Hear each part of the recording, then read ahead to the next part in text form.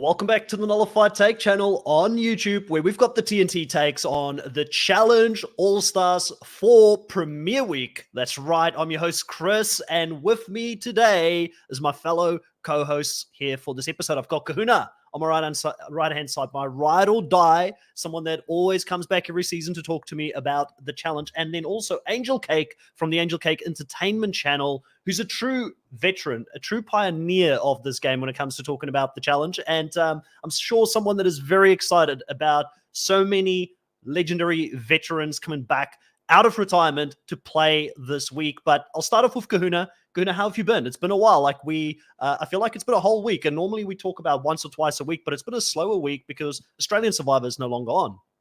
Yeah, and that's a hard void to fill when we've had such a strong season of Australian Survivor, but All Stars 4 stepping in and saying, "Hey, like, look at this," and I'm enjoying it. Like, although I was feeling very high coming in, feeling super loosey goosey about like the episode because it was so fun. The intro and everything just had me smiling right from the get go. Now I'm feeling a little bit down right now because I realize this black is just making me look so underdressed next to Drew here, making us all look bad. Like, I just feel I'm like, oh, Yeah. now I feel bad because Drew is outshining everyone. Look at this man. Yeah, Drew. Like, I mean, you look like you're ready to go on a cruise. You look like you're ready to have some holiday party vibes. The weather's changing on that side. I'm sure it's getting warmer. Like for us, it's the opposite. It's getting colder. It's winter over here in Australia, or heading into towards winter. How's things on that side? It's going great. I decided to dress up Really? because this is like a vacation. This is like a vacation compared to what we just dealt with 39, which could have felt like chores. That could have felt like bustling and working. This season, I'm gonna be real. I watched this episode like 5 times, both episodes 5 times since it's premiered. So I'm coming in. I'm excited to be chatting, and we're late because of me, and I had to get this outfit on. So that's my fault, everybody. Worth it. We don't rush perfection on this podcast. You take all the time you need to get ready for the show. I know everybody in the live will definitely appreciate it. Let's say hello to our live audience. We've got Chris back in the live saying, what a start to the season so far. Hello to everyone. We've also got lovable Nikki. We've got Kiwi. She's back. Kiwi, welcome back to the live as well. We've got Fana. We've got Danica in the live. So a lot of the familiars. Sue's here as well. Chris with no hat, nice haircut. Thank you. I appreciate it. So we are mixing it up a little bit. Thank you so much, Thana. I like this. What's going on? Is this like compliment Chris for the hair? Like I should wear a hat less, or maybe it was part of my plan. I wear a hat so often on this podcast, so when I don't, everybody takes notice of it, and they notice that I still have a head of hair. It's not like, because I feel like a lot of men when they get older, they have a hat on because they're losing their hair. In my case, it's not the case. I still have my hair. So, yeah, Drew George father figure. I think it's George Michaels. I could be your father figure. Hey, right, gotcha. I'm bringing in there's a lot of parents on this All-Star season, and I'm ready. TJ's having a good time. Everybody's having a good time. Why can't I have a good time? So I've never worn this 100%. Shirt before, but hey, I'll wear it here. I love it. And I'm going to start off with you, Drew, because obviously I know you've been hyped about All-Stars 4 for a very, very long time. You're a true old school fan. You've watched some of these old school seasons multiple times. You've spoken about it on your show. You've spoken about it on Patreon. You're big into the road rules. Like for me, I don't have that history that you have and some of the true diehard old school fans have. What was it like watching this sort of episode, seeing like legends like Kefla coming back, seeing Rachel finally back on the challenge? Like, did it pay off for you, seeing them in the intro, seeing them in episode 1? What was the feels? Did you get that nostalgia? I did. I thought it was really, really good. I liked the beginning intro of seeing everything. I didn't like that TJ called it a fifth sport, like right off the bat, like 2 seconds in. He's like, America's fifth sport was born in 1998. I was like, no, there was a reality TV show that was born. But I really loved the intro to like how we got here to this point. And then, yeah, seeing Rachel on here and kind of Tina's impression of everybody in the Mean Girls Alliance was like spot on, and they kind of clicked into place. And Kefla is just like the sweetheart of the season starting off. He's given the house speech. He's the great uncle, as he's calling himself, and he's like showing up in both daily challenges, and it's awesome to see. And yeah, Leroy, Cam is back. I mean, there's just so much fun and personality here. Flora, who wasn't shown much on her one challenge season back in the day, is having incredible, very minimal, but very funny confessionals. It's just really great. I mean, it is like such a breath of fresh air. It's almost like the exact opposite of what we went through with 39. It's awesome. Yeah. Well, I want to go over to Kahuna, who's like the only father on the podcast out of the three of us here. He's actually got kids. Did you live through Flora a little bit when she said, hey, I don't want to embarrass my daughter coming out here? And she told me, just don't be the first voted out. Is that the true reason why you don't want to go play any reality TV as well? Because you want to remain cool in your kids' eyes, you know, rather than go on there and put your neck on the line? You know what? Like, I'll give you a little bit of really sweet what it's like to think as a father, right? And I'll try to be quick. Is that you're constantly like having these exactly warring sentiments all the time. I want my kids to stay this age forever, but I really want to see everything they grow up to be and how amazing they are, and all at the same time you have these emotions, right? Like sometimes, like, I love them more than anything in the world, but they actually piss me off more than anything, right? These warring constant battles, right? So I also have a thing with my daughter where I definitely want her to think I'm cool, but I really love embarrassing her also. Like that warring sentiment there. So I don't know. Like I'd be okay either way, because like that is. Are you going to be that dad when you drop off in front of school? You're going to be like, love you, honey, right in front of like all her friends. Yeah. Playing what like was it like very, very you, inappropriate music loudly, that kind of thing. Yeah. What was it like for you, Kahuna? I know you're also an older school fan compared to myself, and you watched some of these earlier seasons. How did you feel seeing all of these different sort of old school players coming back? They did explain a little bit of the past history. I obviously came into this knowing that Rachel, Tina, Veronica, they're very close friends, but they do, throughout this episode, I think they did a lot of effort into showing flashbacks of previous seasons, trying to give a backstory, because obviously they've had the Challenge USA on Paramount before. That's probably brought in a whole new fandom to the challenge that have also now started coming in, like myself. So they have to balance the, telling the story, but also explaining who some of these people are, probably to a completely new audience. Do you feel like they got that balance right here in the opening episodes? No. That's the one thing I do have, because I'm loving seeing this. Like Keefler has not been on since probably some competitors on the flagship show like were born. Like some people might be not born when Keefler was last on this show, right? There's a lot of history there, and a long time has come. And how many seasons now have we had the episode 0 format where we get the pre-season? I think it's at least 2, right? Maybe 3, and then they have this one where I feel like we should have just had an episode where we get to catch up with what these people are doing and where they've been, and like there's so much that we could have gone through that we didn't get, because I think in the runtime we got like the first challenge about 15 minutes in, and there's 24 people that we haven't seen in like nearly 30 years, for like 25 years for Keefler. Like I think for them to get anything was important. They got a 1 minute 30-second like here's what they've been doing kind of thing, and obviously Cara gets a little bit more focus. But I do think we could have at least had the preseason stuff to kind of get that story, to kind of get, like you said, there's a lot of new challenges there. But overall I loved it. Like that's my one thing. I think it would have been nice to know a bit more about what they've been up to and where they've been, and what makes a 53-year-old man like decide to come back on a show like this after all this time. Why did he not come back after one season and winning and then disappearing for like 20? It's like that's like a movie level script, you know what I mean? Like, oh my god, what was he up to? Did he join the FBI? Did he work for the CIA? Season. Like yeah, exactly. Like there's so much that could have been done there. So that's one disappointment, but that's a negative. I did love everything else about it. The stupid like Quentin Tarantino fonts for the nicknames they gave and the intros, and the music has been phenomenal.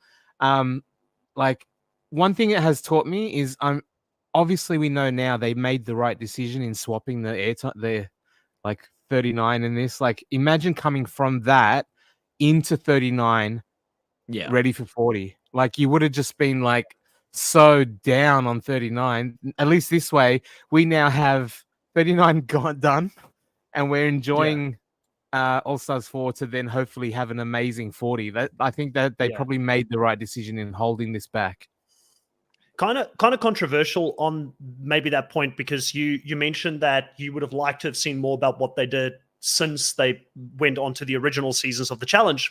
As a newer school fan who didn't know Kefla coming into this, I thought we got the right amount of Kefla, the right amount of backstory, because I want to get straight into the game. I'm similar to Kiwi. Yeah, I don't don't want mean to, and maybe Kiwi is. Yeah. And maybe Kiwi is similar to me. I don't know, Kiwi. You can tell us if you're a day one fan or not. Everybody enjoys their shows a little bit differently. I don't normally like those episodes before the actual show. I want to get straight into the strategy, straight into playing the game, straight into the challenges and things like that. But that's just how I like to digest it. I understand that there's probably like a whole pocket of people that really, really love like the old school road rules seasons, would like to know more about it. And maybe there is an opportunity for it. But I feel like it's the way that Paramount sort of package their episodes. It's like very fixed. We've got 12 episodes, or we've got X amount of episodes that we need to get through.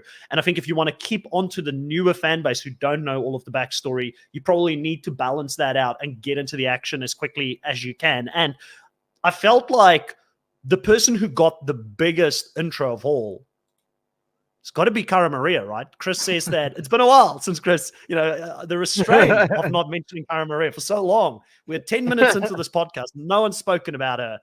So I feel like both Kahuna and Angel K kind of set me up. They wanted me to talk about Cara Maria. They didn't want to bring it up. But listen, Cara Maria is coming in. She's getting a warm welcome from TJ. She's getting Tina saying that this girl's a beast. She's somebody that needs to be looked out for. She has one of the best episodes you could possibly have coming into this, and absolutely dominates. It feels like Angel Cake, she's never left. Like, is there any way that Cara Maria can go onto a season these days and not make a final? Because if she's looking this good after not having played for so long, I'm fearful for people on season 40, because we know, I don't know what happens when she gets there. She's on season 40. So, and she's starting very well here in All Stars.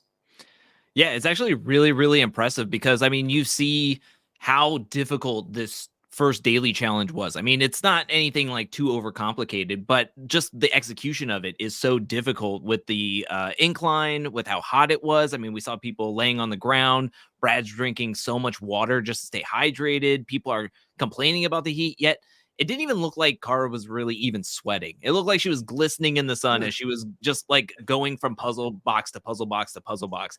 And to get not just first place for the women, but first place overall, it is incredible. I just really, like, you come into this game expecting her to like beast it out, at least get into the top 3, get the star after TJ announces how the twist is and the stars are. But to come in first overall and to show like, and then have TJ in the background hyping her up, being like, there she is, she's back. It was awesome. It was really, really fun to see. TJ was like Cara's hype man throughout this whole episode. And you can tell how much TJ loves Cara, because even when she came into season 39 as a champion, he was like, the intro she got was phenomenal, even on that. So I really enjoyed seeing her back. But the thing that impressed me the most, Kahuna, is Cara Maria, we know she's physically, like, to be fair, she sucks at math. We all know that. Again, in these 2 episodes, she sucked at math. And it's a really, really, like, it would have been unfair. If she could do math, I reckon she would have been equal to Bananas and CT probably for challenge wins. Like, I'll put it out there. That's maybe like the one weakness she has that kind of keeps her back. But despite that, she's won championships before.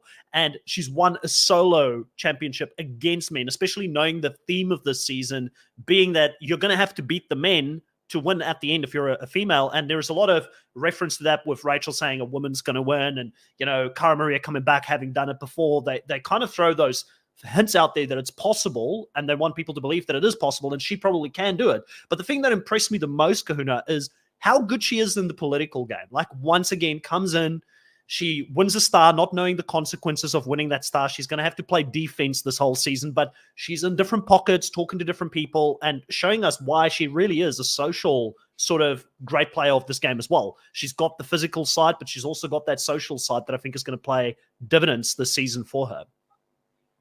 Yeah, Cara Maria is the GOAT. Like, it's a female GOAT for me. She's the greatest to ever play the game, and to have her back on our screens was amazing. Here we go. Finally, Glistening Kahuna as she admitting may it be. ahead of Tori, right? Ahead of Tori, Kahuna. Yeah, well, she is. Like, I think they did a disservice to the show keeping her away for so long, but at least when we get her back, we have that, like, that massive flush of dopamine here to just have the nostalgia and the impressiveness, and just having her back is phenomenal. I do want to temper my expectations a little bit for Cara Maria, especially in 40. I think when you said, like, as you were saying that, it just kind of clicked in my head as a thought, and maybe it's a little bit too far and a little bit too cynical of old Kahuna here, but I get the feeling that looking at the men's side, and how when we were drafting, we were like, it's Brad who, and then Brad and Leroy, and then outside of that, we were like, oh, maybe they're setting up on a platter for Leroy to finally get a win. I think maybe they're setting it up on a platter for a female to finally get another solo win. Like this, for any season where Cara Maria can win straight out against men, this is the season when you look at who she's facing off against on the men's side. You know what I mean? Like, so I'm wondering if they actually did kind of set it up so that we could have a female winner again, especially when you're saying in the edit, we're getting Rachel saying it early. We're seeing Cara Maria look impressive, already beating the men in episode 1. I'm thinking maybe like that's what they actually engineer it that way. I'm seeing enough from some of the men to say that, like, I wouldn't completely count all of them out, but no, not at all. But if they were like casting the season, we want to do it this way. What's the best? Like, how can we kind of make it as light as possible? Tinfoil hat stuff. Like, I honestly feel like it is a little bit. Personally, I feel like it's like tinfoil hat stuff. Next thing we know, you've been spending too much time with Mucky, who's a co-host on Australian Survival of Ours, and he believes in Bigfoot. And Kuna's been doing some podcasts about, Bigfoot and all these like urban legends. And I feel like, Kuna, you've gone down too far down the rabbit hole with him on this stuff. I don't think that's what they did. Camera. The red strings. Yeah. No, listen, I personally think that it's going to be a very, very solid season. Like, I mean, we've got Tony Time back, Drew. Tony Time's looking fit. And a big part of Tony Time's sort of opening moments here, you can tell that the producers love this new Tony, a more mature Tony. He's now a dad. He's going out there trying to make some money for his family. We get the backstory about, the hurricane and hurricanes that happen and all of that. So, really, to me, I feel like Tony is also being set up as someone that could be a very big character this season that we're going to get behind, because the editor's really focusing on him. And we also know that he potentially may be returning in the future for more seasons. So I feel like he must have a good run out there, and he's looking in shape. So I wouldn't count him out. Like, he's looking potentially, Kahuna getting Tony and Cara Maria in his team. He's got 2 solid first picks in my mind. Yeah, I mean, Tony is looking good. I think that first daily challenge, I don't know, it kind of like threw me off a bit, because I feel like it was really great for Cara Maria, and then Rachel gets into the top 3, which I thought was like, okay, that's fine. And then Avery even gets in there above Rachel, and it's kind of like, okay, how did Avery get there? Like, I think she was shocked. With Laurel, with Nicole, like hanging around and stuff, it's like, okay, well, that's a little shocking, but also not necessarily at the same time, knowing like Avery's younger in there and she looks to be in great shape. I thought the guys were very surprising. I guess not so much Brad getting first, but like Leroy being in the loser group. I mean, that was the biggest shock of the first daily. Like, I don't know if it was just like panic, if it was the heat or what, but like knowing Leroy and seeing his like Instagram stories and how much he worked out, it was just like surprising. He got all the way to the loser group. Laurel was down for the women, and then Tony also was like in the middle group as well. So it's like, not like, we talked about the guys being a little bit unpredictable. I felt like that first challenge kind of showed how unpredictable this game can be, especially on the men's side, where it's like, okay, I have no clue where, like, it depends on what daily, I guess, and how it's going to go. I thought the second daily was a little bit more of like everything settling in and people maybe not being as like frantic for it not being the first daily challenge. But yeah, that first challenge kind of threw me off for a little bit with the results. Yeah, I mean, listen, there was no one more nervous than me seeing Leroy at the bottom. I'm like, damn, like, I mean, I went all in. I put it all on Leroy going into the draft. Like, I mean, I knew I wasn't going to get the woman that I wanted, so I had to make my male pick count. And even him coming in and saying, like, listen, he's part of this power couple. You know, he's now worked on a lot of things. Like, the second episode was a lot better. Seeing him kill the math, which was basic. Oh, yeah. Granted, basic math, but still seeing him working on things that maybe in the past wouldn't have been his strongest sort of aspect of his game, that to me gives me sort of hope that Leroy could still come in and do extremely well this season. And again, I mean, Leroy being in the bottom, we got to talk about it. Having Queen Cam back, having Killer Cam back, Kahuna, like, she's another force to be reckoned with. Like, she's coming into this game not necessarily in fighting shape, not necessarily at the peak of her physical prowess when she previously played this game, but she has not skipped a beat or missed a beat when it comes to her aura around her and her social game, because people were shitless. Like, they're scared. They did not want to put Leroy in. Like, just by her saying, hey, you stay away from Leroy, her words had an effect on everybody, and they actually followed through. I was like, this is insane to witness, because a lot of these people have never played with Cam, but they were still scared of her. And she's not even at the top of her physical abilities right now. Like, how awesome is it to see Cam back on our screens playing with Leroy? Isn't it fascinating that we get the contrast in episode 1 and 2 where Avery with Cam is like, that is scary. I don't want to mess with that. And then in episode 2, Tina's like, hey, threaten. And she's like, nah. Like, the aura that you talked about was not there for Tina at all. Like, she's got Rachel and Veronica in the room, but all Cam had to say was, please don't vote Leroy. And everyone was like, you got it, Cam. Whatever you want. Not gonna go against that. But yeah, that is a phenomenal, like, social power to have in a game where it's all about alliances, because we saw, like, Leroy was saved by alliances, Derek was saved by alliance, which meant Steve was going in. But and that's what it comes down to. Not only do you have to win the physical, but you have to have the alliances and the social and the political. And we've already mentioned Cara using a political prowess to protect the star, and then Cam, just by sheer reputation alone, can have the political prowess to protect Leroy. It's impressive.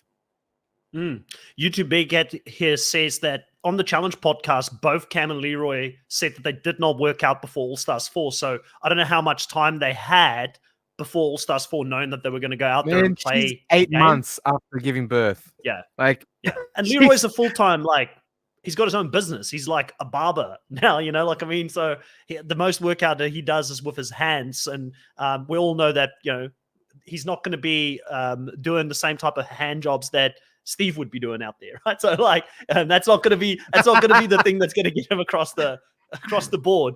It was funny. Someone else in the comment section actually left this comment, and I forgot to bring it up earlier, but they said it was funny to see how Steve, the first thing that he noticed was the size of Tyree's hands. It was one of the first comments he made when he got onto the show immediately. And the producers had the most fun with it. Like, they almost overplayed it to a certain degree on this episode here, Drew. But Steve also coming back into this, I kind of forgot that he was knocked over by Tech. Like, it's like, how embarrassing, like, Tech running over you in an elimination. Like, Tech's no slouch, but still, like, you look at the two, like, Steve's not really I don't feel like he's the most physical guy out there, really, when it comes to it, right? But definitely, he showed some smarts, at least in this first 2 episodes. I mean, that's the only thing I really remembered from Steve, is that he won the trivia and then he got knocked on his butt by Tech.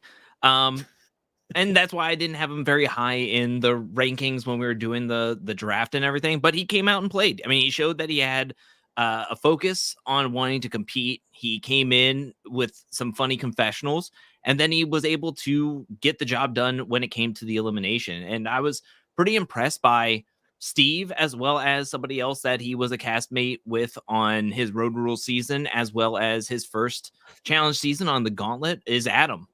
We didn't talk about him and his performance, but being 18 years away from the challenge, and he gets second place for the men, was really, really solid. And now that Steve and Adam have stars and they're going to be looking out for each other, that's pretty solid stuff. I feel like personally, looking back at the draft, which I'll bring up here for a second again, You don't have like to. getting Adam in that last spot may be the pick of the season at this point, based off the first 2 episodes. Like he came into this, Yeah. like you said, not having played the game for a very long time, already has a star, did extremely well on the first day, started making those connections. And I wasn't aware of some of the connections that he already had with the Rachels, the Veronicas, and the Tinas of this world and things like that. So maybe there's a little bit of runway for him here. And a lot of people are looking at him as like, yeah, he won a star, but he's not truly a threat to win it at the end. Like he hasn't played for so long. Like you said, a lot of people are not aware of what he did when he actually did compete back in the day. There's only a few people that were around. And I mean, when you've got players like, Nicole coming in, I can't remember if it was Nicole or Lauren, asking, who's friends with who from the previous All-Star seasons, you know that these players don't watch other challenge seasons. If they're not on it, they're not going to go back and watch Adam's season, most likely. So probably, Kahuna, I feel like I picked Adam in a good spot here. He was one of the last picks. I feel like he could have been a blue chip pick, really. It's considering it was the last pick. Yeah, it's pretty impressive, like to have that. But that's one of the things about why I love the draft as well is like, how could you even know that? Like, what can you compare 18 years away from the game to? Like, how do you even make an assessment? And I did like that because he was in the elimination and in the loser group, the fact that Steve got a little bit of confessional points, because you know what I'm really annoyed at, guys? I'm so PTSD'd. I'm like, just watching for Ace constantly. Is Ace going to be? What's Ace doing? Because I'm in your head. I'm in your head. You're like, Chris, and I me didn't up. see Ace. I didn't see. I'm like, where's Ace? He's not even on the show. Where's the edit? Give him a confessional. Give me Ace. And I don't even like him. And now I'm like watching and rooting for him the whole time. Especially because Cyrus is coming in at some point. So you're like, if somebody's not getting screen time, you're like, is this the person who's left? Because you know how they do it to you. The person will leave a day ago and there'll be a flashback. Oh, by the way, so-and-so left because of this reason. And now suddenly you've got Cyrus in the game. So I get what you're saying. And Ace didn't really get a lot of airtime early on here at all. Episode 2, the only stuff that he got was that he was friends with Janelle, who was leaving. So then he doesn't even have that going forward. I'm like, So in the first episode, when we're supposed to get to know everybody, only 2 people got 0 confessionals, and that was Ace and Janelle. And and Ace only got 3 confessionals in the second episode. So yeah, he's not. The thing is that when you're going to see a lot of Ace, like especially in the beginning of an episode, that's like a telltale sign that he's going to be either in a winning group or going into elimination during that episode. Because if you're not being even highlighted at all, like at least Flora is getting some confessionals here and there because they're just funny, even though she doesn't have anything to do with the actual episode, like, oh, she could just pop up from time to time. But with Ace, if he gets like 2 confessionals in like the first 5 minutes, it's like, it should set alarm bells for everybody thinking, I don't want to give out spoilers, but that's just how you read the edit, especially with people that don't get any confessionals at all at this point. So 100% true. Okay, so we do get, obviously, here in this first episode, we get Steve and Tyree kind of on the outs, right? They both don't have the connections to keep them safe in the game. We always knew that that was going to be one of the things, because you're going up against Derek, you're going up against Leroy. Derek has got connections in the game. It was interesting to see how obviously people went out. Ryan specifically went out to really bat for him and try and keep him safe. You've got Cam working really hard to keep the likes of Leroy safe in the game. So it really was an easy choice by the end of this. I do respect the fact that Ace was like, I'm a man of my own. I'm going to be voting where I want to vote. Probably not great for his game again, Kuna. The fact that he's willing to just vote wherever he wants to vote. He's in the outs already as well. But, at least he stood by his man Steve early on here, someone that he would like to see stay in the game. And then ultimately, we've got Tyree and Steve going up against each other. And Drew, it's kind of heartbreaking seeing Tyree's story. Like, I don't know the guy from back in the day, but I know his history. It's one of the reasons why in our other draft, we had the sabotage round, I threw Tyree at Chantal.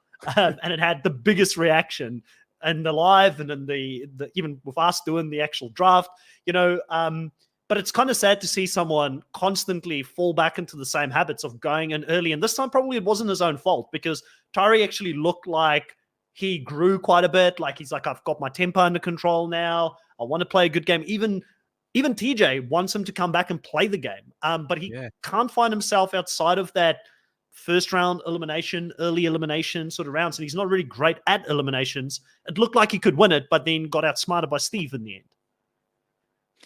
Yeah, and that was the tough part. It was like 11 balls to, at least this is what the edit showed, 11 balls to Steve 7. And you just, I mean, you could tell like people were rooting for him. I mean, Laura was trying to like point out balls, and Brandon was getting excited that he could possibly get his first elimination win. And coming into this game, I think he mentioned a whole bunch of people that he was working with like Cam, Leroy, Brandon, and everybody. And it's like, I felt like Tyree, it was coming in with the best like supporting like that he's ever had in his ever challenge career. But then again, back in the day, we really didn't get to see too much of him because he would get thrown in early and then get eliminated early. So he wouldn't get like the edit or anything like we did now. I mean, I think they really did a good job highlighting him and like letting us see some of his backstory and seeing like what he's been up to since the challenge or since his last appearance on the challenge. And I was like, this is the most we've seen of him. And when we finally got to hear about his character and just him in general, I was like, I really want to see him do well. I want him to like at least make it past the first episode. And seeing him in the elimination, it's like, oh man, he just can't catch a break. And then he gets up and you kind of get excited, and then it just completely falls apart with Steve's squirrel strategy. I could not tell you like. Going into there, I'm like, there's no strategy to this. You're just finding balls and running out and putting in thing. Somehow there is a strategy, and it just worked out for Steve in the end. Again, congratulations to Steve, but I really did feel for Tyree, and hearing TJ be so like bummed that Tyree had to leave and was eliminated. It just showed like Tyree's just a good guy, and he's made a mark on people and is a good friend to people. And I feel like we could at least see him one more time. Like All-Stars 5, if he gets asked, I'm sure he would say yes. And I'm sure that they would do like a redemption, maybe kind of vibe to him. So I think that we could see him at least one more time. Yeah. I would second that. I would love to see Tyree come back, because I'm a sucker for, like the underdog battler story, like someone that's just been battered and that constantly gets themselves back up, dust themselves off, and get back on the horse and try and actually, make it work. So for me, I'd love to see Tyree come back and at least give it another go. The one thing I will say, if we could be critical about anything, and it sounds like they didn't have much time to prepare, a lot of them didn't know that they were coming, but Tyree, correct me if I'm wrong, he's like a personal trainer. He owns a gym and things like that. He probably worked too much on like his strength and not so much like he didn't look like shape cardio-wise. And if you look at that first challenge, because we all love the fact that, or I do in any case, I love it when whoever's at the bottom, there's consequences to it in a daily, because it makes people push harder. So him just, his social game may have been on par. He would have had all these alliance members, but by him not being physically fit enough, running up the hill and back down. And I think it's a lot harder than what we could probably even envision, watching it on our couches, comfortable, having our Mountain Dew or our Coke, while we're watching our Coke Zero, for those that are sugar conscious, while we're sitting there and we're having a look at the challenge taking place, we don't fully appreciate it's running uphill and back down. So it's probably killing a lot of people. And it's probably where someone like Leroy, who said he didn't train much coming in, maybe cardio wise, that's something that caught him off guard as well. And the reason I think that Cara killed it is because she does CrossFit all the time. So like, like with CrossFit, you're going to have like some stamina and some endurance, which is clearly why she was able to, she was like, I think like stations ahead of the second person, basically doing that. But coming back to Tyree, I think that's the one thing I will say. Like if he's in the mix or in the running for coming back for another season, he needs to work on that cardio side of it. And I think if he can do that, he'll come back, he'll do well. But it was definitely unfortunate to see him go here so early before he really had an opportunity to do much in the game. Did you have any final thoughts on Tyree, Kona? Did you like seeing him? Yeah, I felt the same, that he probably was in the best position to actually do something in the game, and to go out first is such a like ironic, like it's funny in that regard, but sad funny. I was surprised at how hard TJ gave him the endorsement, like farewell. Like it wasn't like he was like, I really hope to see you again, producers. Like, putting his thumb on the scale a little bit there. But I was impressed by that. The one thing that I'm going to put the comment up as well. Like that was one of the moments. Like I like to see that his daughter was named DM. I was like, there was a couple moments where I went, "Oh!" Like during the show was when Leroy had his little in the intro. He was walking on, and you hear TJ's voiceover say, "And I'm so happy to see my man Leroy." I was like, "Me too!"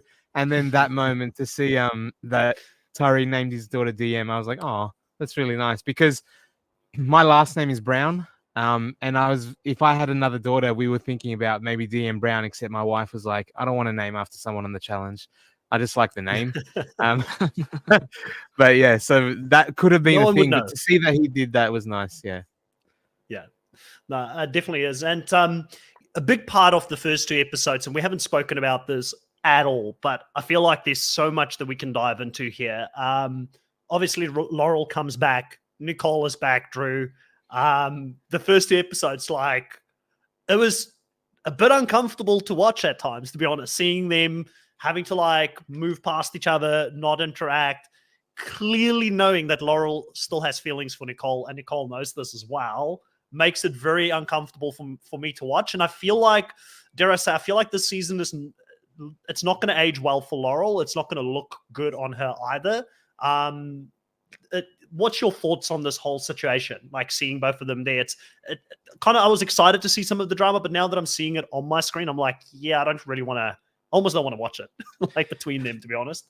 Yeah, we've kind of been through this like kind of song and dance before, especially if you watch X on the Beach, Peak of Love, and it's, I don't know, somebody in my Discord for the Patreon was like, what's more cringe? Is it the Nicole and Laurel stuff on this season, or is it like Jordan and Tori on Ride or Dies? But I would say that Jordan and Tori on Ride or Dies was the first season that they had done together since they had broken up. So, I mean, I felt like that was like a little bit of a catharsis, whereas Laurel and Nicole, we've seen this. We've been around this. It never ends well. And it's not going to end well because this is a year later and we've seen how it all ends. And I agree with you. I think that it could have been, it wouldn't be as messy, but I think it would have been just as fine if we just had Cara and Laurel on the season, hadn't been on the season together since 34. It was really tumultuous between them, and just let that kind of storyline kind of play out and see where that goes. We don't really need to add Nicole into the mix, and I just don't think I don't think we needed it. I don't want to see it. We're gonna see it. It's gonna be really, really tough at certain points. It's gonna be bombastic in certain points. And we need drama, but I don't think we need the level of drama or a drama that like is rooted in deep personal stuff. In my opinion, gross. Yeah. Danica here says, and a lot of people agree with you in the live. Danica says, I'm not looking forward to the Laurel and Nicole drama. I'm just over it. A lot of people sort of agree with that. What was it like for you, Kahuna, watching this all sort of unfold in front of us? Like, you know, I like, there's this part of me was like, I don't like it, but I know I'm counting them points for the draft, I will say, but I'm counting it at the expense of Laurel, and I don't really like it as well. Like I feel kind of like dirty, like I've sold my soul to the devil picking Nicole now. You're kind of more toxic than Nicole. Buyer's remorse. Like, buyer's remorse. No, like there are versions, right? When you can you can build an entire season around the awkwardness and tension of exes, but when it's like they've done it, like it's the theme about it. But these two, like, it crosses a line when it's just, you know, it's toxic, and you know it's like when you feel it's beyond the game. It's well beyond the game. It's like it's bad people doing bad things to each other.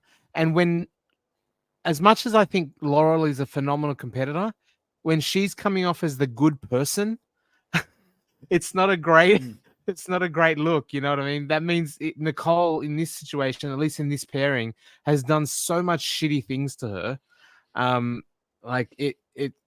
You hate seeing her being subjected to that. Like, it's almost like it's on the the producers to put someone in a position where basically with an abuser, like an emotional abuse, not physical, definitely, but Yeah. Nicole has something over this woman, and I don't know how. I don't know what it is, because if I ever heard her talk in real life, it's just like nails down a chalkboard, and Yeah. she would eat all my peanut butter. So I'd be pissed off at her constantly. I don't know how anyone could be around her, but she seems to just have her claws in this woman who is, like she said, she's a powerful, beautiful woman, and Nicole can just turn her to mud the entire time, and that's not comfortable to see. That's not a good thing to watch. You know what I mean? To have someone reduced to a mess just by being around her. Like, I don't know what she did to her, like what trauma she inflicted on her to have her be so, like, clearly affected by this woman. And we have to watch it.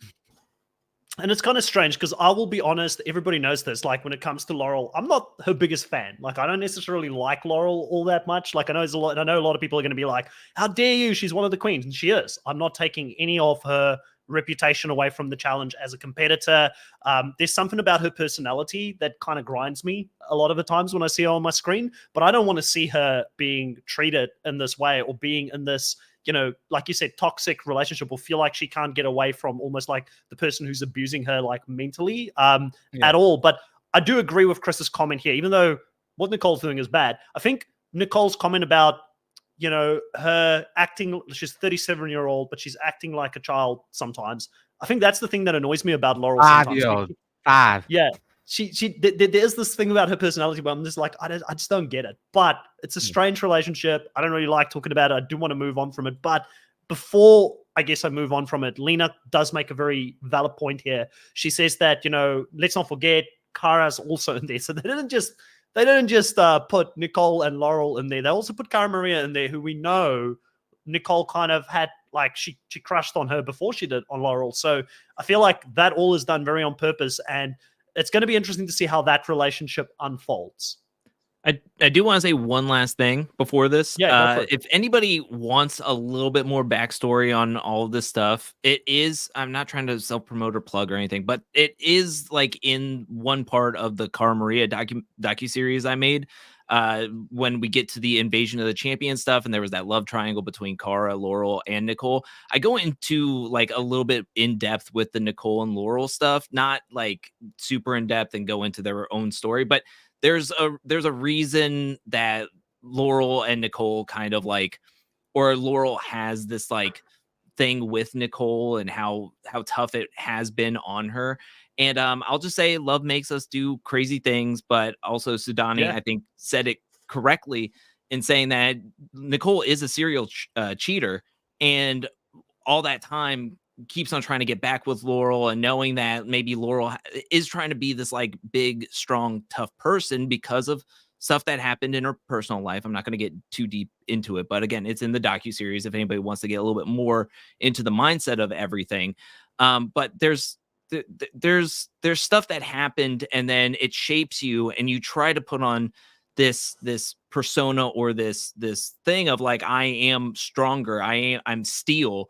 And then there's people that can cut through you, or you let in. And then it's kind of tough to be like, okay, this person that I finally let in did all of this bad stuff to me, but also still says that they love me and want to be with me, and I want to be with them because of the idea and everything. And then it just gets kind of molded around. Even the strongest of people, or what we assume is the strongest of people, can be hurt by 100%. words and all that stuff. So I just think that it's so complicated with Laurel, and I think we all look at her and go, she could absolutely destroy. We've seen her put Cara in a headlock in Balls in Invasion of the Champions and carry her like a baby outside the ring, and it's like there's nothing that can defeat her, but it can be some stuff that kind of takes you down. But yeah, and she's it's one of the things where, even though I'm not the biggest fan of her, like, she adds a lot of value to the show, and it's always the complex personalities are the ones that are the most interesting to observe as a viewer, because you're like trying to get into their head, you're trying to figure out what the motivations are. But like I said, this is a little bit of a strange one. Her relationship with Cara Maria is one that I'm more invested in compared to her and Nicole. Like, I want to see them kind of squash the beef to a degree and become friends again. But again, I don't know if Laurel knows how to be a friend to Cara Maria, and especially since Cara Maria has become very that's another thing as well. It's probably a topic for a completely different podcast. But the one thing that really annoyed me is that when Cara Maria became stronger as an individual and she started sticking up for herself and things like that, and she didn't need Laurel to fight her battles, is when Laurel became very toxic to Cara Maria. And I think that's the thing that annoyed me back in the day, because suddenly Laurel wasn't needed to fight the battles for Cara Maria, and Cara Maria had her own opinions and takes, and Laurel didn't like it. So it's going to be interesting to see sort of what happens with that relationship. A couple of comments I'll bring up just before we move on from the topic. YouTube Bearcat said Nicole is so toxic and she enjoys doing it to Laurel. It's a little sick. Totally agree. Kiwi says, agree, Chris, on Laurel. Elise says, same, Chris. Her personality is abrasive sometimes. Laurel has always been a mean girl. Definitely. And I think, like we all say, like, there's definitely things about Laurel that we don't like, but we also don't like seeing someone, like, you know, abusing her in the way that Nicole is, like, mentally. Like, I don't like seeing that either. Danica saying Laurel is dominant physical player, but her social game sucks. When she lost my respect when she was fat shaming Big Easy in the hot tub, never got it back. Yeah, so she's definitely done some things in the past that's not been great either. LaFlower saying this is perhaps exactly what Laurel needs to overcome Nicole's shackles, to see herself the way we see it on TV. 100% agree. And then Sudani says, plug yourself, Angel Cake. Your Cara documentary was amazing. I agree. Very, very good. Like, anything that Angel Cake does for those, like, I would be shocked if you're on this podcast listening to the challenge. Most of the time people come to this channel from your channel, Drew. But if someone just met Drew for the first time, and it's possible that you've come to this podcast, definitely go check out Angel Cake Entertainment's channel, because there, in my opinion, is no one that does more work for the community when it comes to challenge content on YouTube. And we always thank you, Angel Cake, for all the effort that you put into it. I know it's a lot of hard work.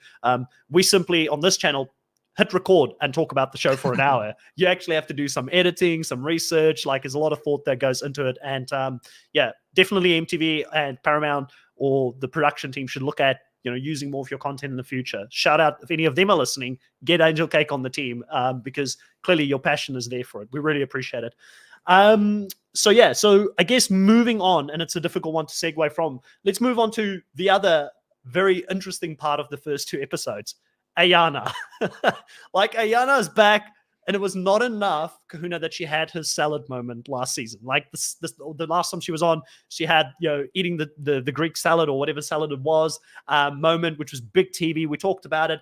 Other reality TV shows contestants tweeted about it and how great of a TV moment it was. Ayanna lives for the drama, and she turned it up next level this season. And I want to give a shout out to her before we talk about the psychotic gameplay that she brought to the show. She's in shape. She's looking good. Ayanna's looking good coming into the season. Probably the best shape we've seen her in an all-star season. So, like, I feel like she could do some damage, even if somebody does throw her into an elimination, because we know she's not going to be easily beaten in an elimination either. But what did you think about this whole Janelle Ayanna, you know, beef that Ayanna kind of manufactured? Or, like, I don't know, she was like taking a lighter to gasoline when it came to actually this whole episode. That was weird. That was like I'm not appreciated. I didn't really get the, you know, that doing that to Janelle because she asked, like, the whole thing of like, you're gonna ask something for me, you better give something back. Like, that was a weird concept. Like, but I didn't mind the fact that she's throwing out little things here and there to cast some doubt, and maybe, like, that's part of the game, you know, like, that's very strategy survivor-esque. But there's like a line or a point where, like, not only is it not working or silly to do and make you look bad, but also just becomes a really, really horrible thing to do as a person.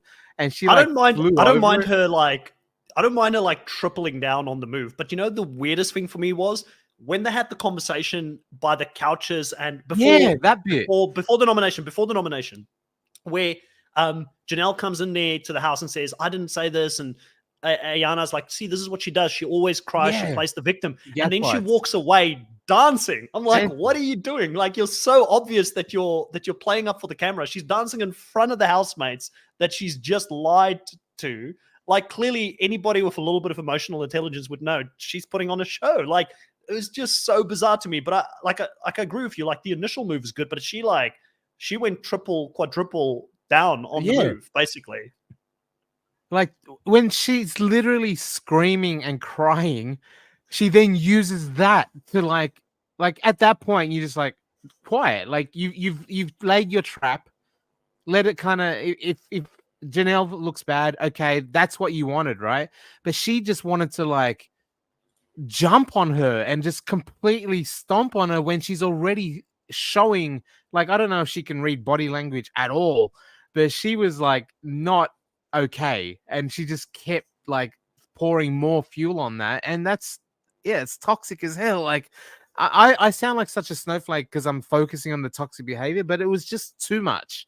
Like I was like, and apparently we have heard in context as well that there was a lot more said that the editors did not show us that went down a very bad path because of Janelle's being half her interracial husband. Like Ayanna threw some really? really bad stuff out there. Yeah.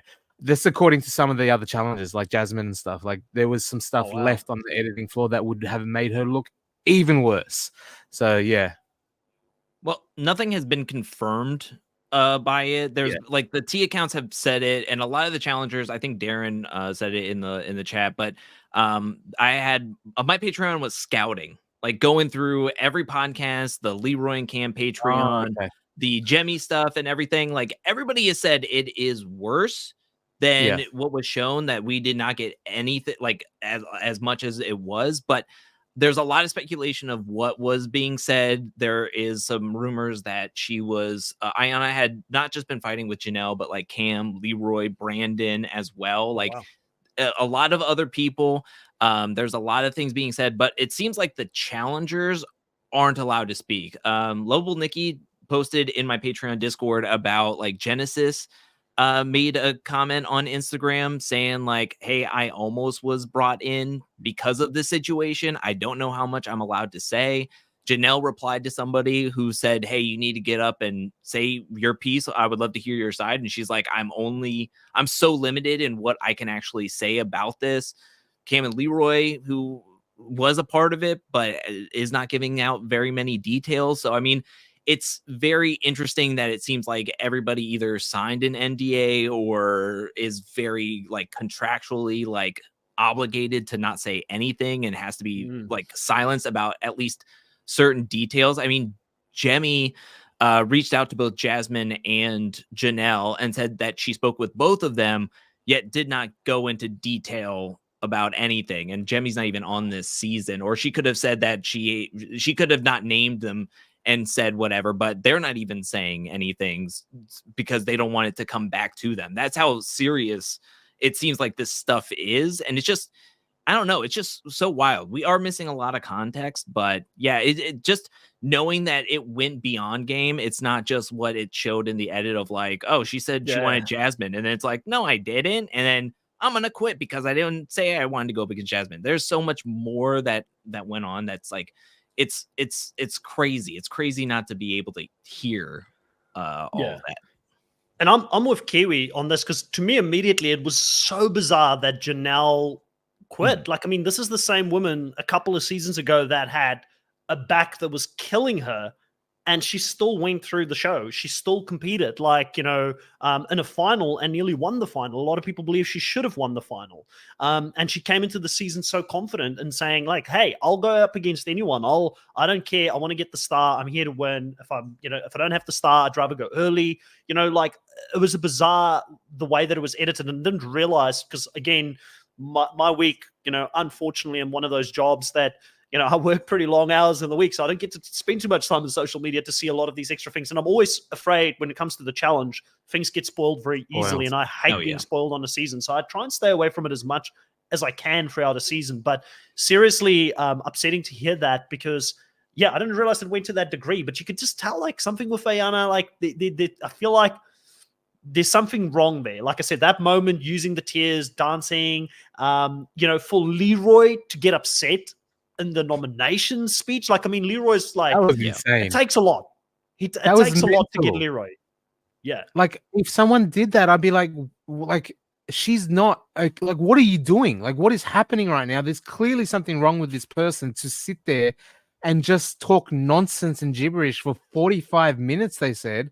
Like, when they do the montages of that and they do the little like how it kind of phases in and out, so you laugh at how long it is. But then when you go, oh no, she subjected them to just a rant for an hour or whatever, like that I would is have lost it. infuriating. Like, how do you, like, there's something wrong with a person to just do that nonstop. Like, how do you even come up with stuff? The You know what's podcasts funny? that talk for an hour. Say. What was funny is Leroy saying the cameraman was looking at him for like help. The cameraman's like, please stop this. Like, we want to stop filming. Like, so Leroy like stood up and he's like, this is done. I'm done with this. You know, let's move on. Like, so bizarre, Drew. Like even like was it Cara Maria who said like I've never been in like a nomination ceremony like this in my life, and she's been in so many seasons. Well, it's also the idea that it's not even like that Ayanna ran long. It was that she spent 45 minutes to an hour just going over nonsense. Leroy asks a simple question, and she goes, we can have a conversation one-on-one. I don't want to take any more people's time because that's disrespecting people's time here, and Ace hasn't spoken yet. It's like, you could have said two names in the span of a minute, and we could have had the question, like, and I think that's where like his face, like that face to me was like the moment where it's like something snapped in him. Like, I can't believe this. Like, I'm done with this. I listened for 45 minutes. I'm confused. And she wants to play it off like, Leroy, you're wasting everybody's time asking a simple question when I've already given my name and enough explanation for like, it was just wild. And I'm sure there was other stuff that was taken out of like, but like what Kahuna said, I mean, I don't understand what Ayanna is doing in this episode. I understand stirring the pot and starting drama in the house for strategic purposes, or to like move yourself into an alliance, or to cause trouble within an alliance that's already set up to break it up. This makes no sense. Just, it's almost like, I guess, for lack of a better term, it's like Joker level form of chaos. It's just starting chaos just to start chaos. People instantly know where the information is coming from. And not only that, you have Ayanna, who's in a bad situation with Jasmine coming into this game, with Janelle coming into this game. And then she's talking with Cam in the kitchen in episode 1. And they're like, we're roommates. We're going to work together. We're going to try to go to the final together. And then in the very next episode, in the very beginning of the next episode, Cam is saying, well, we have this love-annoy kind of relationship with each other. It's like they knew each other for 2 days. And now Ayanna's already in the love-annoy category with somebody that she just met. It's wild. It's such a bad gameplay. I don't understand it whatsoever. And it's kind of crazy. Let's read a couple of comments on this. There's a few comments that have come in since this all have started. So I think I highlighted a couple earlier on. This was by far the biggest moment. So Ayanna was so great in episode 2. Oh my God. YouTuber Gat said Ayanna is never more toxic and dangerous than Nicole. It's even more toxic and dangerous than Nicole. Kiwi says Ayanna has got in shape and looks good, but her attitude stinks. She was on 10 this week. So conflicted about Ayanna. She's good TV, but eyes emoji.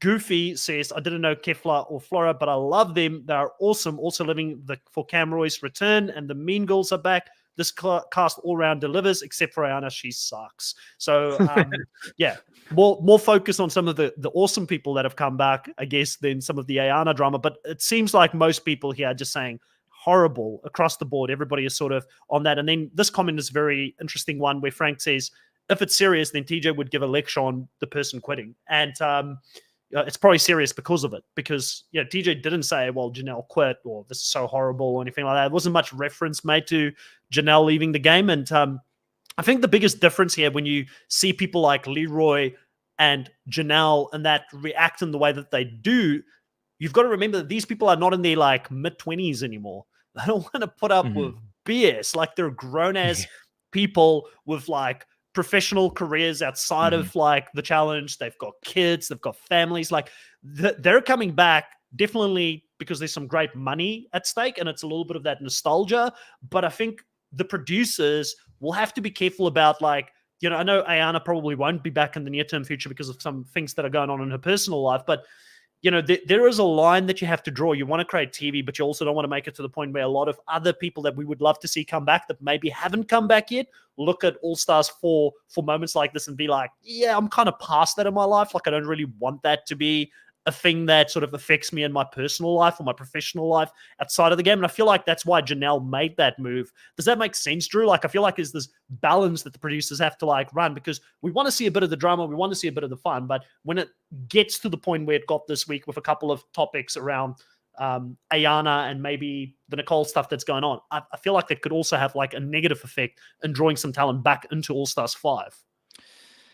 Yeah, I think it gets to a point where, so we know Janelle is very strong, and like if it was like based off of the game decisions and stuff, like say that she's going up against a big alliance and she's getting thrown in week after week, I think she would stay until she got eliminated, or she stayed until she made the final. If it's game related, I think she would have been able to deal with it. But because this went so far beyond the game and so deep into personal stuff, that it's like, yeah, I do have a family back home. I do have a good life. I am like, I think she's a first responder and she's like a surgical assistant, or she does something with surgery. It's like, oh, you're making bank. Like, she doesn't need to deal with this. I'm sure the surgery stuff is way more calm than being in a challenge house where she's getting berated halfway through. And yeah, I think it will. I mean, it's happened in the past where it's like all-stars, or like back in the day where it was challenges. Like if people heard that somebody was going to be on there, they would be like, go to production, say no. Like after the whole fight with Adam on the Duel 2, apparently CT was slated to be on season 18, The Ruins. And that word got out to a lot of the cast, and a lot of the cast was like, I'm not doing it if CT's there. So that's why he had to take a couple of seasons off, because allegedly production was like, we can't have you on the season until some time has passed, and then we can try to introduce you more. So, I mean, we've seen it in the past. As an invasion, like they gave him the backpack as a to see how he is, and he impressed them, and he wasn't killing anyone, so they gave him a season after.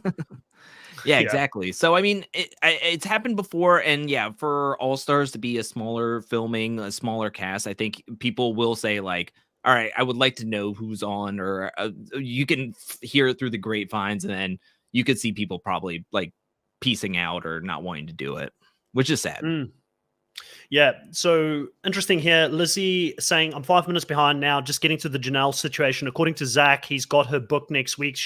So appreciate anyone willing to pay that man money. So obviously getting Janelle on, like Zach's doing a lot of, like, he's not getting callbacks into the challenge in recent times, but he's doing a lot of podcasts with some of the contestants. So maybe some more will come out from Janelle's side on that. Lovable Nikki, though, does say that I figured that no one is saying too much because they need to see what is shown in episode 3. I think that we will get much more tea next week. So I don't know if they will, because, you know, I feel like production probably could be criticized for not handling this situation correctly. So they probably will cover it up more than anything else. If it is DEI related, you know, having a DEI sensibility cause, you know, if that is the case, shouldn't Ayanna be removed? And this is why a lot of people like hate the fact, like, I'm not in the Big Brother world so much anymore, but when you've got Big Brother playing in these live feeds, you can't hide anything. So if something happens, we had someone removed last season, and it's not been the first time that people have been removed for doing things that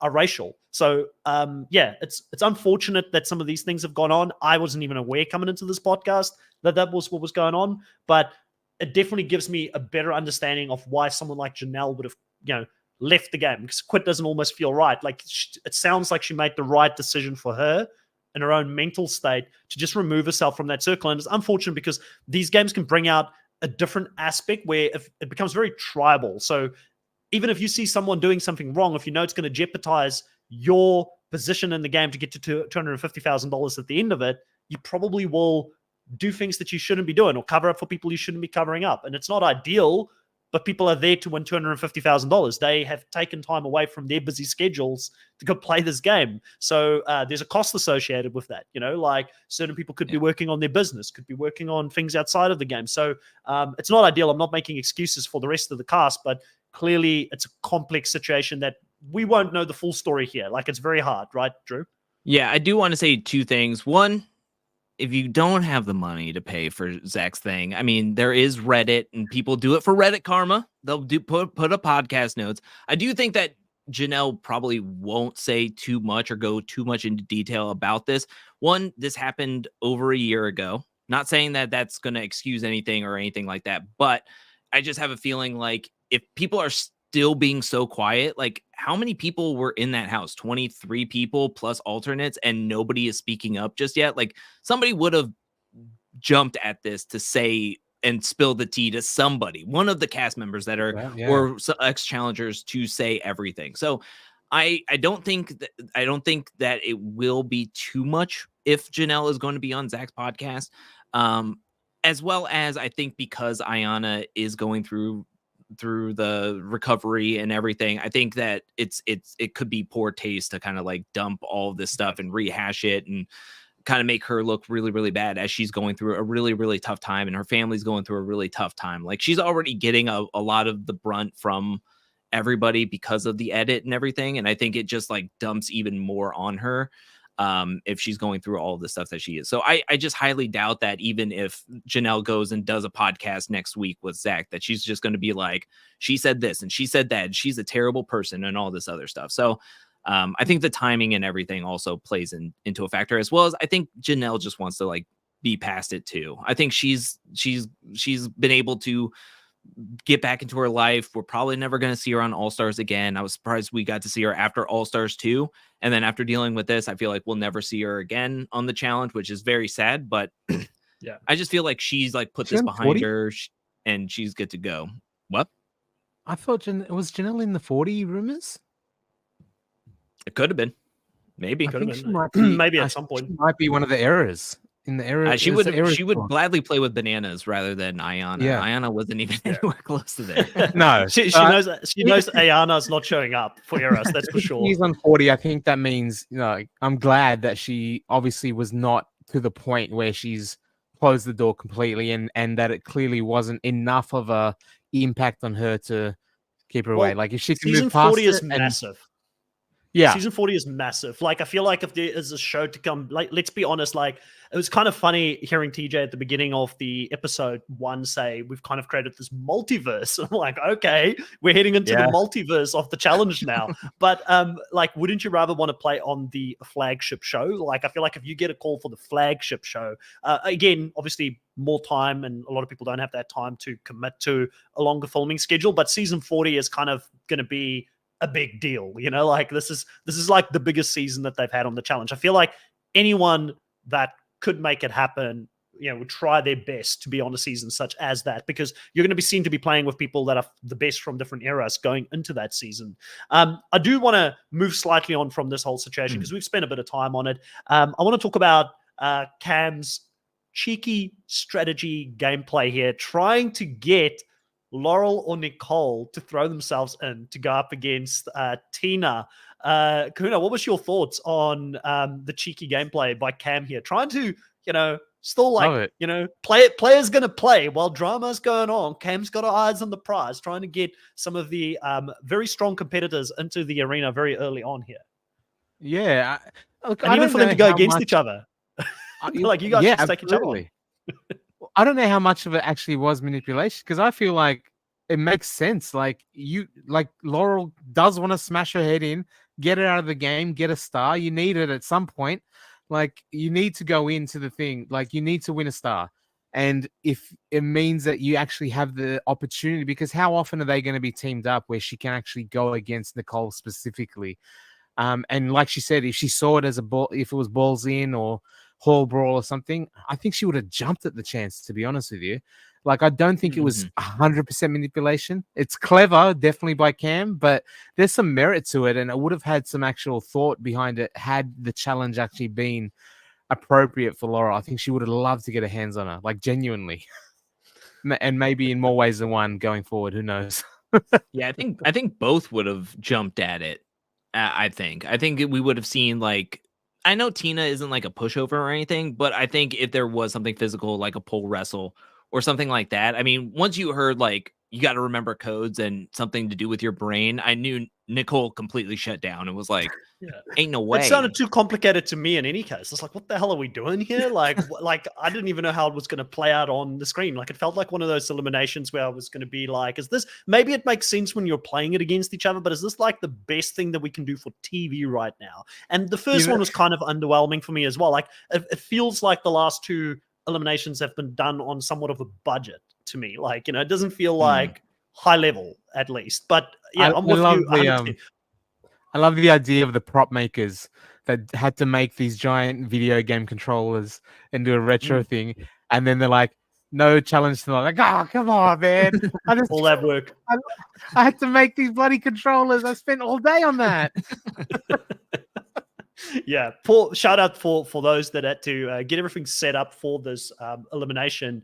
Yeah, very, very strange. What would have happened, do you think, Drew, if both Nicole and Laurel, let's say it's balls in and they're both like, we both want to go in. Do they replace Tina? Does TJ go, well, you guys can both come down, but Tina is now safe and you're going to have to go against each other? Because I don't really feel good for Nicole in that situation going up against Laurel. Definitely like a height and weight disadvantage for her going into a challenge like that. Yeah, I think they would have allowed them both to come down, but the decision would have been probably one of them would have played chicken.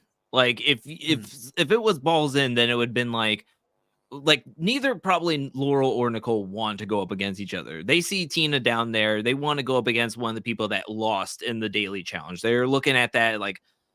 Also, Tina, I think, was in the loser group in the previous in episode 1 as well. She didn't finish or complete the challenge. So it's like, okay, I would want to go up against them. So it's not like ideal that they would both jump down there. I'm sure the challenge would be like, yeah, do it, please. We would love it. But I think it would have came down to them fighting up at the top and then TJ being like, hurry up, we need a decision. You both coming down here?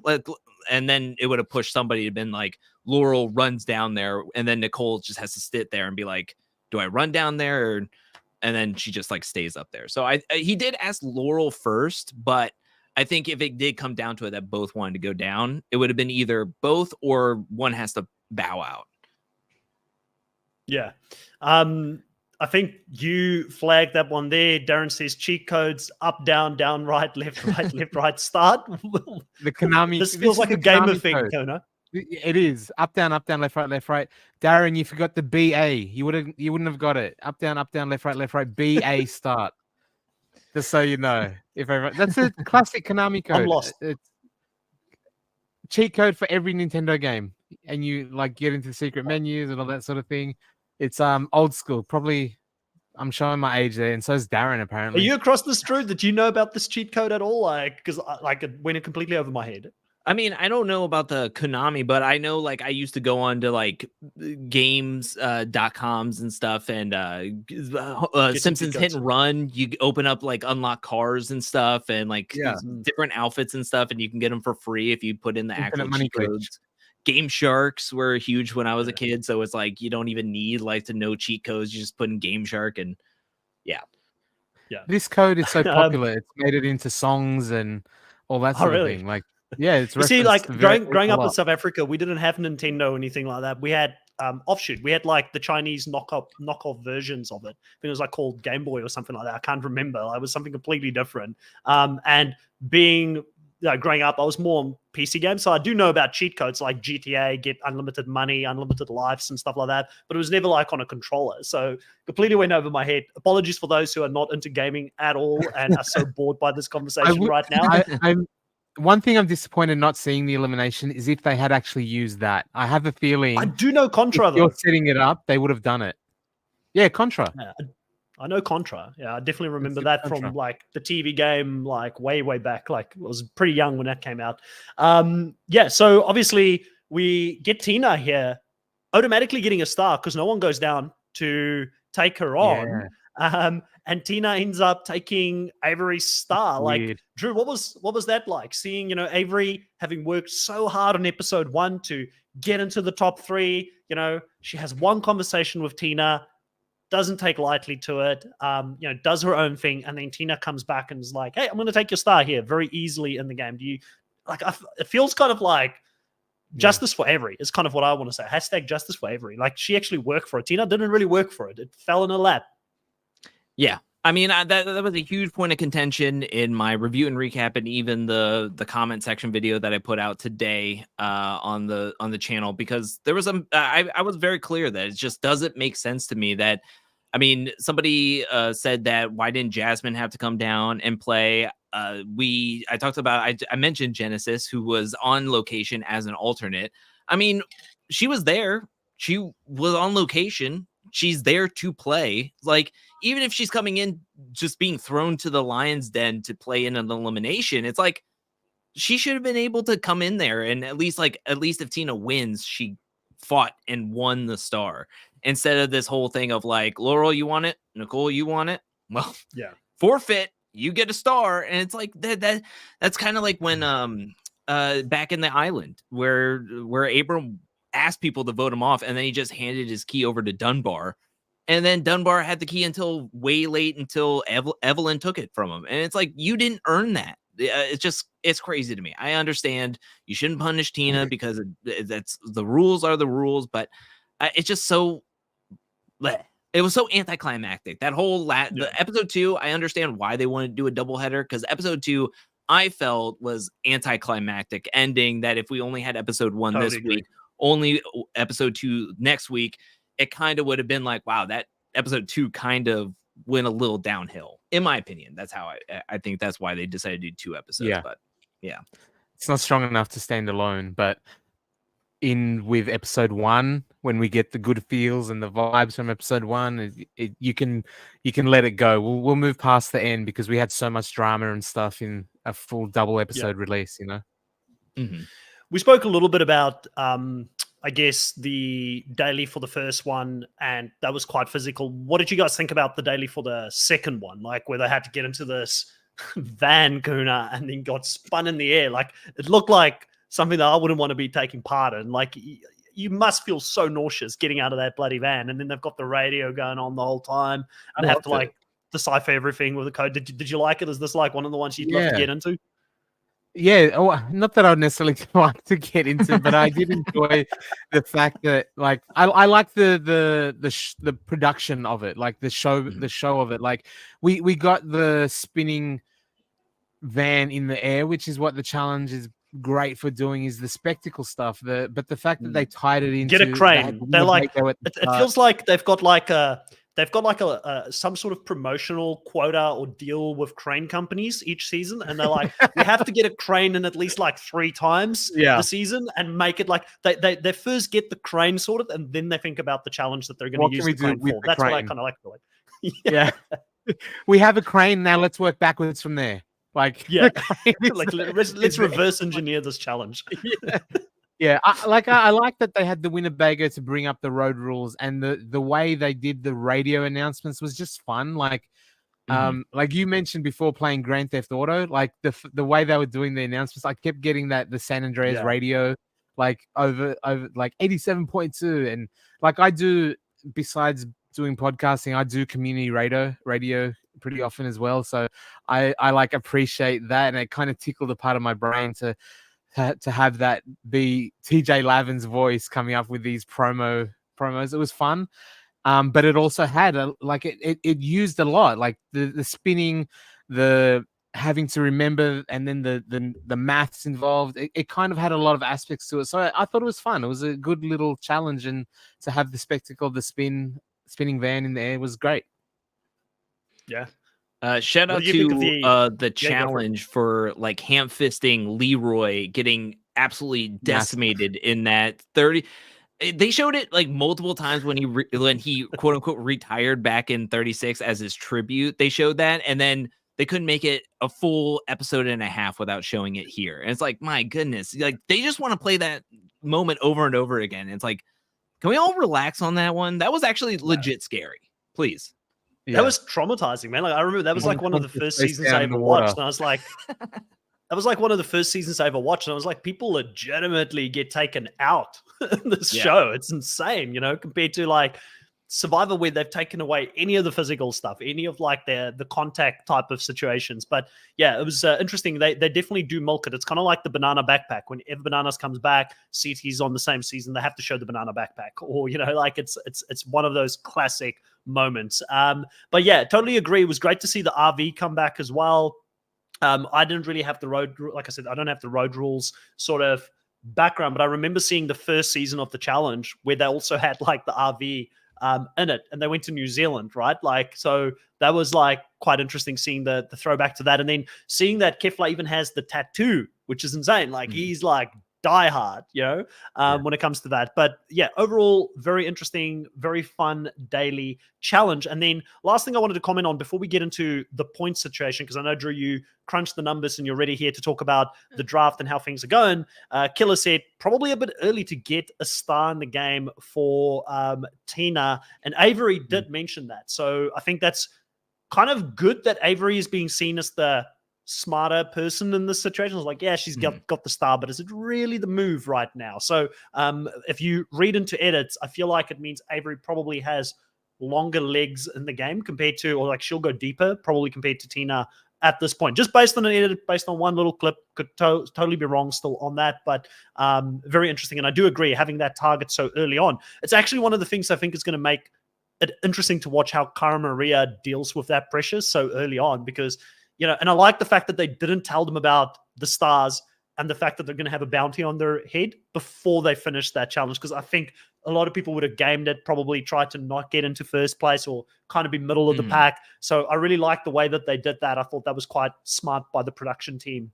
Any final thoughts from either of you two? Anything you felt like you wanted to discuss before we head into the draft points? What do you think of the actual format of taking the stars? Like, I appreciate that there's a limited number, not just unlimited skulls. Like there's 6. We know that. That's good. But I'm trying to think, like, if you get to the, like, say, for example, Avery, right? I'm just gaming out a weird scenario. She got her star stolen in like what we're saying is a really bad way, like not earning it at all. Tina's got her star, right? Avery won. She's now not got it. If she wants to get it back, she has to win a daily to then throw herself into elimination, then win an elimination to then get it. And the way she could do this on repeat, or she just needs to get last, season, right? She could do this in the or come last and get voted in, though, right? But no one will vote the really good competitor back in to get a star. So it's like the problem that I have with this twist, it's similar to the Skulls twist, is that we know that they will not follow through on it. Like they will go to the final 6. No one who doesn't have a star is going to get eliminated from the game, unless I'm wrong. I could be wrong. They haven't done it yet. They always threaten. They're always like, "Oh, you got to get the skull, you got to get the star." But there's enough rounds for people to jump in the last round and get a star so they can go to the final. So to me, there just doesn't feel like any consequences to not having a star. There's no consequences in my mind. I'm hoping they will be. Yeah, I'm with Kahuna that I don't know how I feel about this so far. Like at least with the skull twist, we didn't know how many skulls there were going to be or how many episodes there were going to be. We know that there's 12 episodes on this one. There's probably going to be like maybe a purge. We're probably going to have a double elimination here or there. But this is like the one thing that is like we know a set number. We know a set number of stars that are in the thing.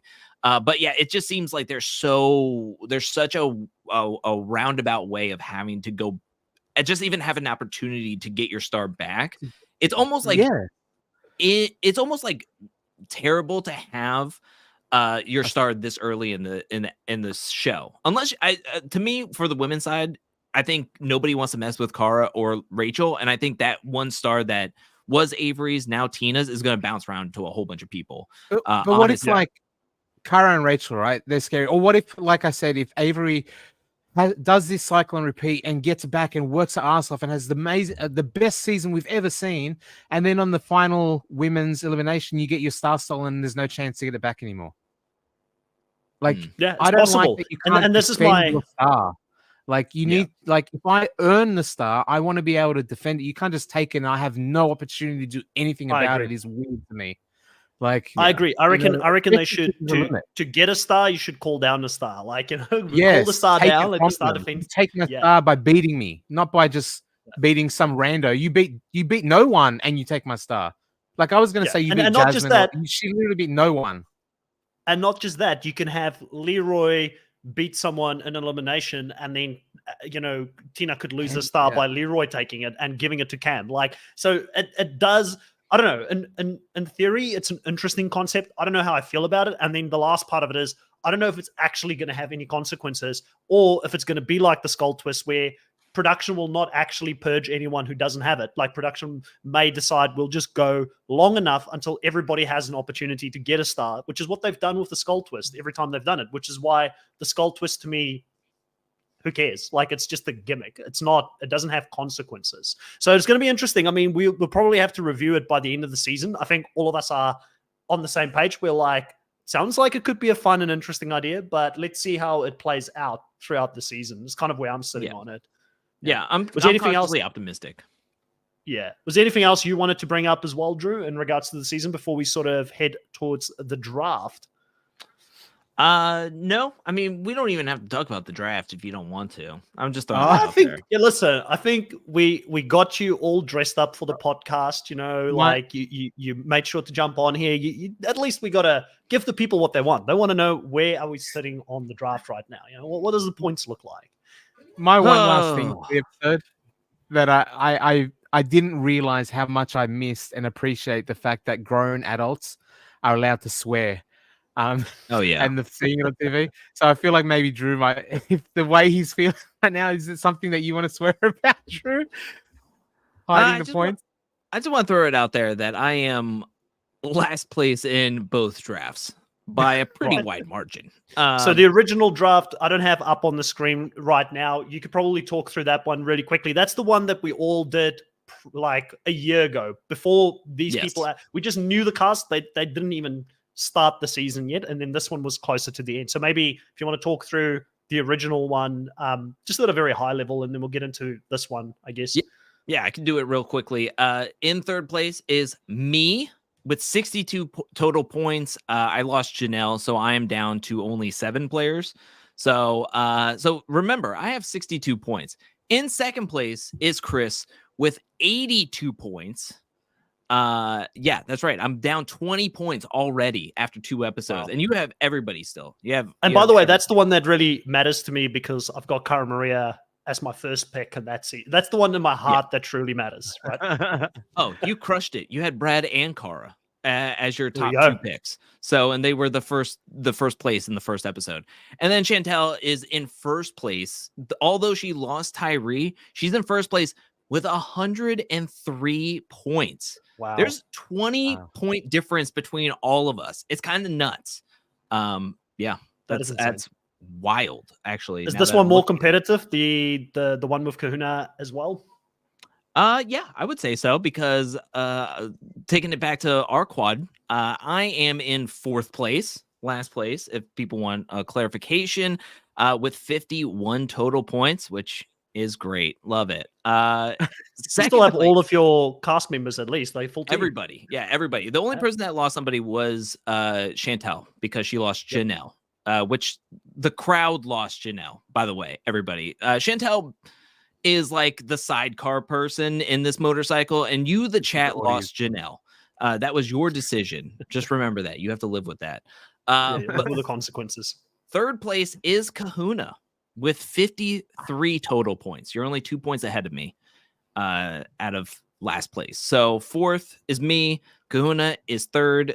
Chris. Oh, no. Chantel is 2nd with 57 total points, and she lost Janelle. So, hey, we're getting close. I mean, 51, 53, 57. Well, guess what, Chris? You're in first place with 77 total points. You're 20 points ahead of all of us. He's giving him his points. I took all those Nicole drama points. Like I said, I didn't feel good about it. You have 4 people in double digits. I think Chantel only has 2 people in double digits. I have 3 people barely in double digits, and Kahuna has 3 people barely in double digits. But you have Tina with 18 points, Nicole with 17 points, and Leroy and Jay both having 13 points each, as well as Jasmine and Adam both having 8 points each. So, I mean, your team is just rocketing. And everybody else is around 50, 57, trying to vie for second place at this point. Yeah, Man, it's listen, it's going to be it's a long season where we're early days. really just in the start of this thing, and like Chris said, not a single mention of Jay, because we know Chris is like hyper focused on the biceps of Jay coming into this season. Who wouldn't be? I mean, but the guy's coming in, he's got a point to prove. You know, he didn't get much content though. He did not get much content, I feel like, throughout the first couple of episodes. But clearly that underdog story is going to be a big part of how he does this season. Like saying, like, so many people don't remember him for the fact that he never came in last and he did really well in the dailies, but it was only the fact that he couldn't finish the eating challenge in the final. So I'm interested to see. I feel like the seeds have been planted there. Chris saying, Jay gang rise up. Helena saying, looks like chat did well choosing Chantel's draft. She is in second. Ooh, Lena firing shots back at you, Drew, saying that we've done a good job. So have them apples. Yeah, I suck. Christina saying, whoever voted for Chantel, low-key hosed her. And then Danica saying, I don't think Drew has much drama in his team. Yeah, I went for all drama. And it's going to be interesting. For those who are not aware, Kuna's undefeated in a draft. Like, he's never lost a draft. He went back-to-back with wins in Survivor. Slow start for him in this season, but I do think you've got some really strong potential prospects there. I think that could do well. 100%. And then Drew's the All-Stars like guru when it comes to drafts. Like, I don't think have you ever lost an All-Stars draft? Like, I feel like that's been your jam, Drew. Not since we like started, like when I was able to do season 2. Yeah, because season 2, season 3, I won both pretty handedly. I also won 38 pretty well. I think I've won one other one, but yeah, I haven't lost an All-Stars one. And normally it's my bread and butter. Normally I know what to do. But this season, I mean, picking this a year ahead of time and then doing a quad draft, and it just, everything's going up and down and wild and crazy. So yeah, sounds like a piece of major. It's tough. I feel like I'm gonna keep on losing. It's not looking There's good. been some interesting. One of my worst seasons. I had one of my worst seasons for both USA and USA 2, and then I had a pretty bad season for 39. And when I say pretty bad, I mean I had one person left on both USA 1 and 2 and 39 as heading into the final. So it's. I have a case of the yips. I love the matchup this season because we've got Kahuna. We've got Kahuna who's never lost a draft. You've got you've basically won all of the All-Stars drafts. So obviously there's some momentum, at least from that aspect, because you know some of the past players better than most of, like, definitely better than me. And then I've just won 2 in a row. So I'm coming in with momentum. So there's so many great matchups coming into this draft that it's going to be interesting. Like, someone is going to get disappointed somewhere. And then Chantel is the true underdog story. She is the people's choice coming into this draft. They've chosen for her because, you know, she hasn't won a draft since All-Stars 1. So she really is trying to get back into, and that was only me and her who did that draft. So since we've been doing it as a duo, I don't think she's won a draft. So if she does win this one, I feel like, you know, there's going to have to be like some real acknowledgement that the people got her across the line, you know, like that she needed to call in the backup of the live audience to get her there.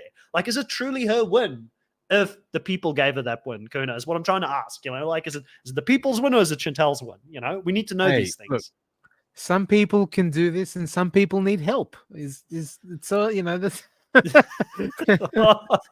Just wait until she wins both. She wins the trio draft and the quad draft, and yeah, that's gonna be like, I mean, whether it's her or not, I mean, she's the figurehead. She has the name on the title. So I mean, if she's sitting there with two belts at the end of this, I will be even more impressed than anything ever.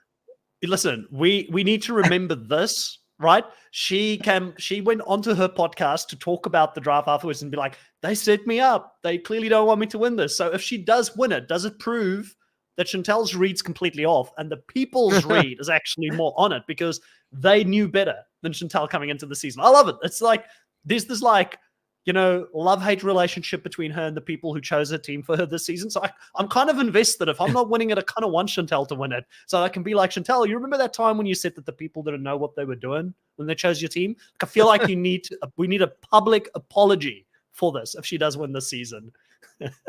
But yeah, listen, what a great time having both of you on here. It's been so good to talk about the premiere episodes, I should say, for the challenge.